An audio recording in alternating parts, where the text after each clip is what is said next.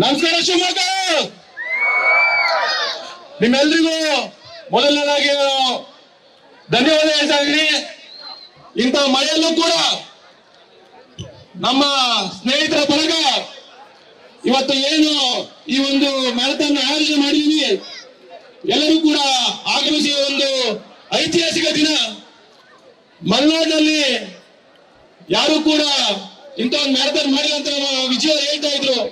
ಈ ಒಂದು ಸಂಪೂರ್ಣ ಜವಾಬ್ದಾರಿನ ವಿಜಯ ಹೊತ್ಕೊಂಡು ನಿಮ್ಮೆಲ್ಲರೂ ಇಲ್ಲಿಗೆ ಸೇರಿಸೋದಕ್ಕೆ ಒಂದು ಜೋರ ಚಪ್ಪಾಳೆ ಅಂತ ಕೇಳ್ಕೊಂತ ಇದ್ದೀನಿ.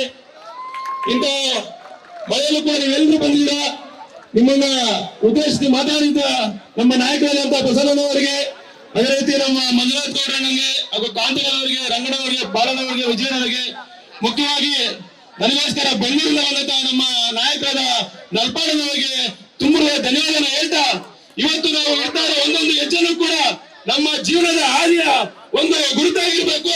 ಇದು ಬರೀ ಮ್ಯಾರಥಾನ್ ಅಂತ ಹೇಳಿದ್ರೆ ಇವತ್ತಿಗೆ ಮಾತ್ರ ಸೀಮಿತ. ಎಲ್ಲರೂ ಕೂಡ ಫಿಸಿಕಲ್ ಆಕ್ಟಿವಿಟಿಯಲ್ಲಿ ಅವರು ಭಾಗಿಯಾಗಿ ಅವರ ಜೀವನದಲ್ಲಿ ಉತ್ತೇಜನವಾಗಿ ಇವತ್ತು ನಾವು ಯುವಕ ಏನ್ ಮಾಡ್ತಾ ಇದೀವಿ, ನಮ್ಮ ವಿಶೇಷ ಚೇತನ ಮಕ್ಕಳಿಗೆ ಇವತ್ತು ನಾವೆಲ್ಲರೂ ಕೂಡ ಅವ್ರು ಯಾರು ಕೂಡ ಬೇರೆ ಅಲ್ಲ, ಅವರೆಲ್ಲರೂ ಕೂಡ ನಮ್ಮ ಜೊತೆ ಇದೀವಿ ಅಂತ ಹೇಳ್ತಾ ಅವರೆಲ್ಲರಿಗೂ ವಂದಿಸ್ತಾ